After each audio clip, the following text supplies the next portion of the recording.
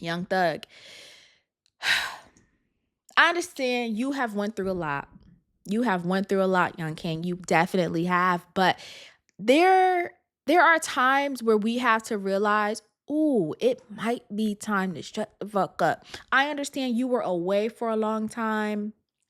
There were so many stories and narratives and people talking about you, people talking for you. And now you feel like, you know what? I'm out and I want to get, everything that I had pent up, everything that I felt, I want to get it off my chest. But what you should have did is you should have left that in that one Big Bank interview. When you did the interview with Big Bank, you should have said, look, I'm getting this all out. If this is 2, 3 hours, I don't care. I'm getting this all out because I'm never discussing any of this again. What's crazy is you then foolishly, speaking of being foolish, you then foolishly kept and keep doing interviews. Sir, it's time to shut the hell up. I know you spent so much time behind the walls and you felt like you couldn't get your message out to the world. Granted, you were talking to somebody and somebodies a lot. We've heard the tapes. We've heard the tapes. You were doing some talking. And clearly, you like to do some talking. So recently, if y'all don't know, Young Thug, he's an Atlanta rapper. He was in jail for RICO, racketeering, gang charges, and all this other craziness, right? So he got out. He did some interviews. He did a Big Bang interview. Everyone said it was just the best interview in the world. I think Big Bang did a really great job. But the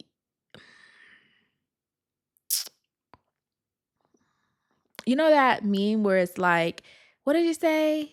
I don't know. My brain is all over the place. Like say something nice or like try to find something nice to say and they say, I'm finding it. Like I'm really trying to find a nice way to say this. Um he um you know what? Fuck it. The man ain't as smart as people make him out to be. Okay? He's not. He's not. It's clear that he took the bus to school, he just didn't attend the classes.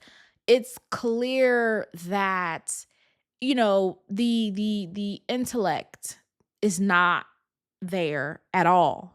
You know, he says things and people make it out to be profound, but it's not at all. I do believe that, he was a child that did indeed need to be left behind. We created this No Child Left Behind and we push kids through. And I always say, when you do that, you are really harming the children because they don't have the intelligence, right, that they need, the critical thinking that they need. They don't have the reading comprehension skills. They don't have those things. So Mr. Thug, he did an interview with somebody who is not important. I do actually, was it the Pivot or the Pivot remix?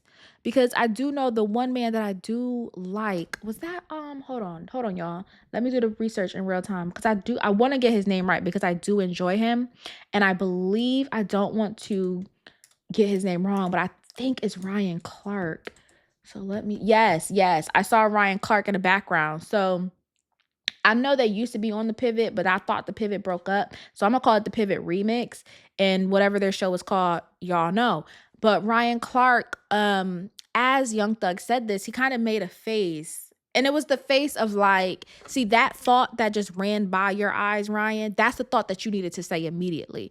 Don't let a thought run behind your eyes and keep it in because it's like, oh, I don't really know this man or whatever, whatever. No, no, no, no, no. Somebody in his life, whether they know him or don't, need to check them crazy ass thoughts he has because when you leave crazy thoughts unchecked, people tend to believe that what they're saying is factual. I will never leave a crazy thought unchecked.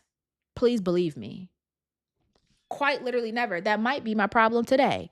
I don't leave crazy thoughts unchecked. You say some crazy shit around me, I'm going to say some crazy shit back to you and check that shit. I'm not letting no crazy thought go unchecked. I'm not doing that. So when this man sat up there and said, He don't he would feel like less of a just saying it sounds so bizarre. He would feel like less of a man if his partner, his girlfriend, his girl, his wifey, I'm adding all that on, but he would feel like less of a man if his girlfriend went to therapy because you got me, what you going to therapy for? Huh? Excuse me, Mr. Thug? What do you mean by that? As soon as he said that, Ryan Clark made a face and the camera, like the in the clip I saw, the camera went to his face, right? So it was kind of like he said it and then it went to Ryan Clark, and Ryan Clark like made this like confusing, like this nigga. Like that's the face he made. That thought should have came out your mouth. Now, I don't know if they challenged him or not. It didn't seem like they challenged him or gave him any pushback. They might have been like, oh, no, but that needed to be challenged because that sounds crazy. People don't go to, and I think for one, maybe he has a misconception about therapy. Maybe, women get with him and then they're like, oh, I need to go to therapy. So he feels he's the cause of them for going to therapy. And you could be, because you know what happens? A woman could be dating you and she could be like, how in the fuck did I get up here? You know what I mean? Like, how did I get here? Like, what in my life led me to be sitting across from you and you talking to me? How you talking, especially if them the type of things that he says, especially in that Big Bang interview, if those are the type of things that he says, yeah, somebody's gonna sit across from you and reevaluate their life and just run through the events and be like, you know what, maybe I need to sit down and talk with a therapist because how did I get in front of this man? You know? And that don't make you less of a man. Honestly, if you've talked to multiple people, women, and after you, they want to go see a therapist, you should probably just go see a therapist yourself. You know, also, women and men go to therapy for a variety of things. It doesn't always have to do it with a relationship. They can go for just so many things. Sometimes, we lack the tools that we need in life, in our daily life. So we're like, you know what? Let's, go sit down with somebody to help me unpack this or work my way through this or deal with this. And the best way is to go to a third party who don't know me from nothing, who, can sit down with me and talk to me and I can feel safe in that environment.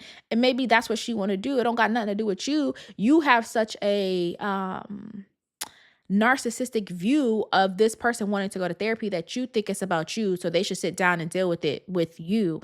And that's not the case. Like that's not what that's about. So to me, as a woman, okay, if a man ever said that, I can guarantee you, I would never date that man. If a man said he understood his point of view, go ahead and walk away from me because I personally, hmm, I don't need that type of strife in my life. Like you are going to bring something into my life that I don't even want to be a part of. You know what I'm saying?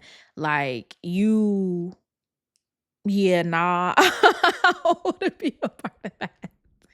I'm gonna be so for real with you. I don't want to be a part of that. So Mr. Thug, if your partner is seeking out to better themselves, you should encourage that. You should applaud that. You yourself, given all that you've been through, should also be seeking some help. That's what you should be doing. Not worried about how them going to therapy makes you look or how you measure up to this person going to therapy.